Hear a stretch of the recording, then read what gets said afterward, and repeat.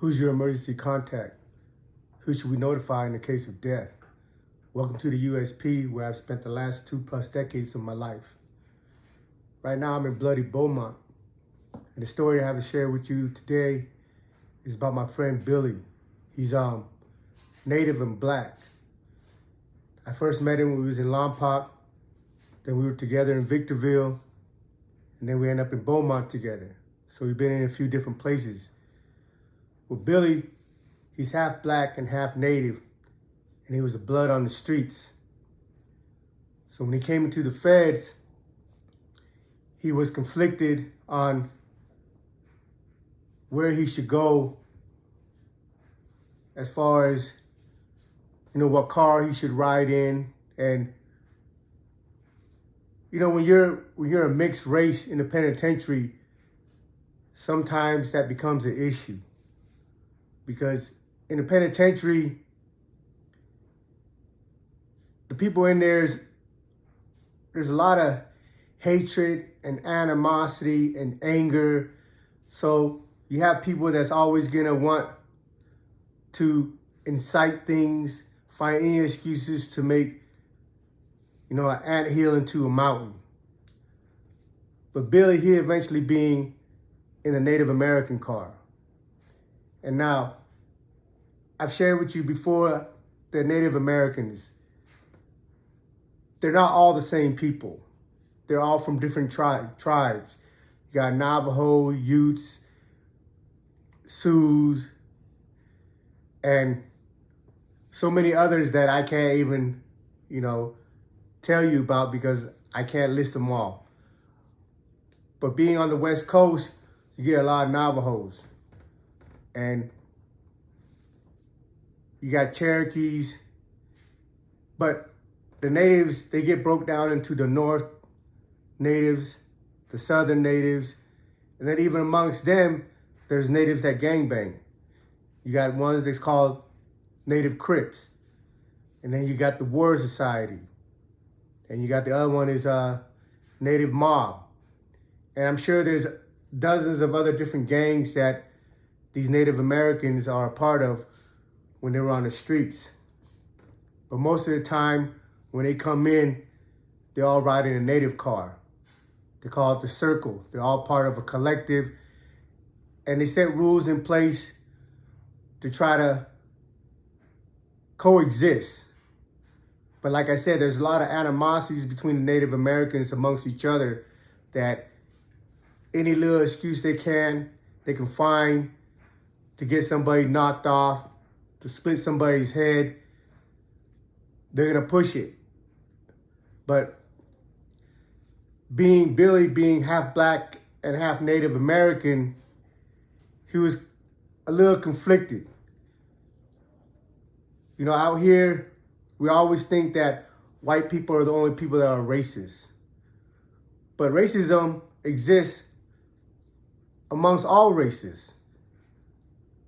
For example, like in our culture, I'm Cambodian.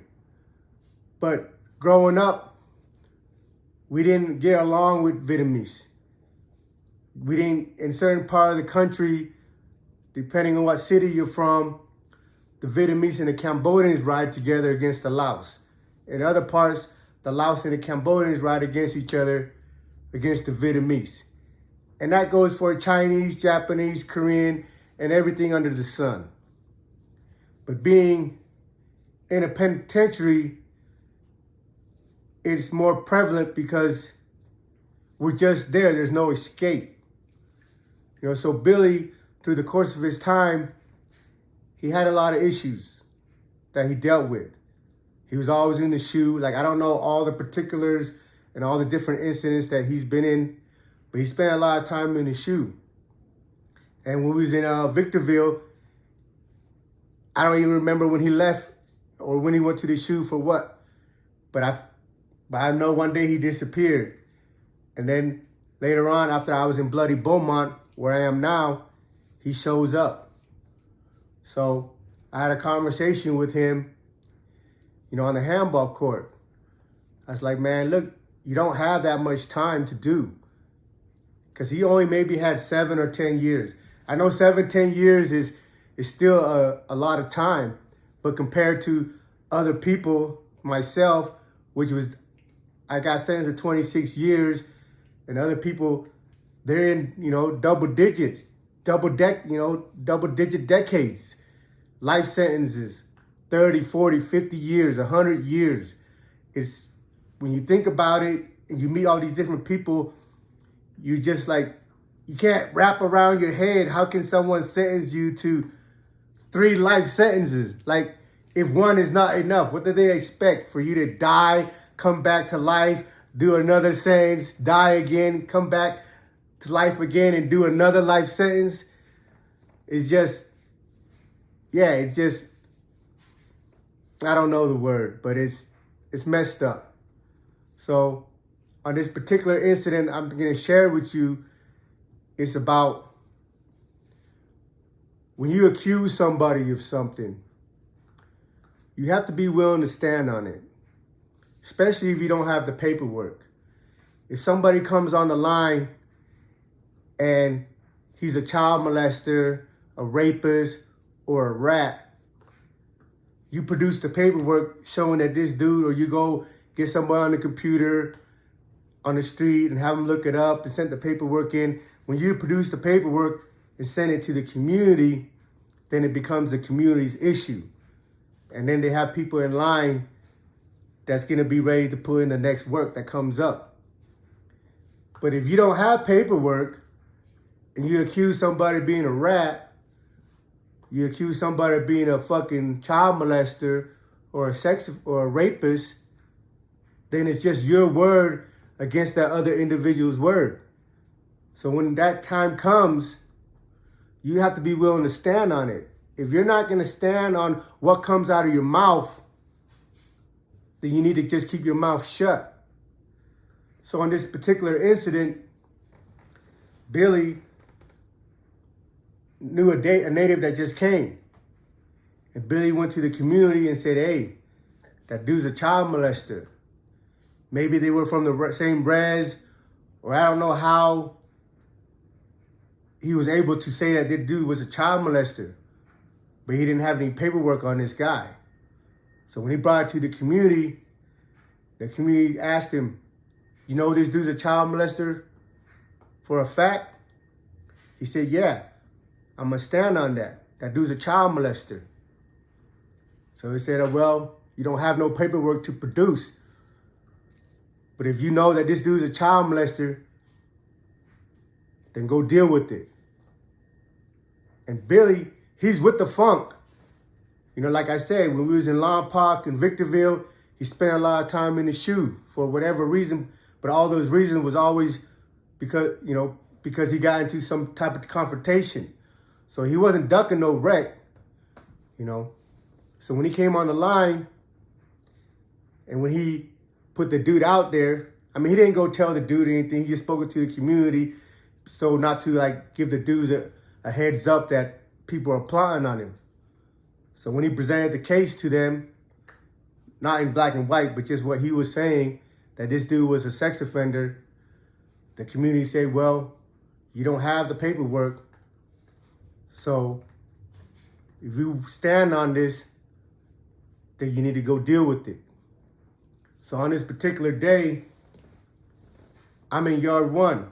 No, I'm in yard 2, the middle yard. We're playing poker. A buddy of mine is running a poker game. And yard 2 is right under the gun tower. And about maybe 15 yards from the gun tower is a bathroom stall. So I'm playing poker. From where I'm sitting, I can see the bathroom stall and see the other yard, the one with the track. I see 2 natives dudes and they're fighting. And I look up and it's Billy. Now, at the time, I didn't know the reason for the confrontation. So I'm just watching. I don't find out later the story that I just shared with you till after. But I'm thinking they're over there fighting. But when I seen Billy hit the guy, I think he hit an artery or something. You can just see the blood squirting out of the side of his neck. At the same time, my buddy Rudy, he's on the other yard. And he just had a homie that came from an FCI. And he was trying to explain to his homeboy that just came from an FCI that, man, things work different out here in the penitentiary. Things get serious real fast. And as soon as he said it, the confrontation was happening right there by the bathroom stall. Now, like I said, when things come out of your mouth, certain things, when you accuse somebody of being a child molester, of being a rapist, of being a rat, those things can't be taken back. And when you say those things, you have to be willing to stand on it, and you have to be willing to go wherever that conversation takes you. If not, don't let it out of your mouth. But at the same time, if you know somebody's foul and you don't say anything, well, when it comes out that this dude is foul and that you knew about it, well, your community is going to feel some type of way that you knew this dude was messed up, but yet you let him sit around us and not let us know. So it's a double-edged sword. It's hard. Prison politics is fucked up. There's not too many ways to win in prison politics. At the end of the day, most of the time, everybody loses. So, but like I said, Billy, he goes hard. And he was hitting this dude. He kept hitting this dude. And my buddy Rudy, he was close enough to see what was going on. And, Billy had a knife. It was a round one. And sometimes when he was hitting him in the head, it wouldn't go in the skull, but, the native was bald. So you can see the blade go in, but instead of going in the skull, it just curved up and scooped up under his scalp. And you can see it bulging under there and ripping. Like, by the time, then, and he wouldn't stop. Once he had the guy down on the ground, he just kept poking him on the face, the neck. Like, by the time the tower noticed and they shot the flash grenades and the CEO came running, the dude was soaked with blood from head. You couldn't see his face anymore. All this was just covered in blood, his chest. And he lost a lot of blood because I think, Billy hit a few arteries when he was hitting him in the neck. And they were over there pumping his chest. And he was coughing up blood. Because we can see when the CEO is running over there and over there trying to, what's the word? How do they try to bring him back to life? They're on top of his chest trying to pump his heart because he's bleeding out from, all the puncture wounds. I should be already accustomed to these images, to these things that I've seen through the course of my time. But I'm not some cold stone hardcore dude. I'm just another human being, another man that's going through my life, dealing with my environment. And, I had a few comments that, some of these things that I share on here for those people that's been in prison, for those people that's been in this environment, it gives them PTSD because these are things that we try to erase from our mind. These are things that we try to move on from, but they're stuck in there. They're you can't erase it, But the point of me sharing you this story is really about the things that you say. Like in prison, you are held accountable for everything you say and do. There's no ifs and ands about it. And if there's somebody that's able to slither around being a scumbag, being a freaking sex offender, being a rat, well, then that means that their car is not about their business. But if you're dealing with real men that live by the code, men that have integrity, there's no passes. And one of the things that are emphasized to us, to everyone that comes through the system, is watch your mouth. Watch what you say. There's no secrets in the penitentiary, because once you slander someone's name, once that word leaves your mouth to a confident friend, somebody you can confide in, somebody you can trust, it's too late. Once it leaves your mouth, eventually it's going to get around, because everybody has a friend that they trust and they confide in. The reason we tell people don't say things that you're not going to stand on, because eventually it's going to reach that individual's ear.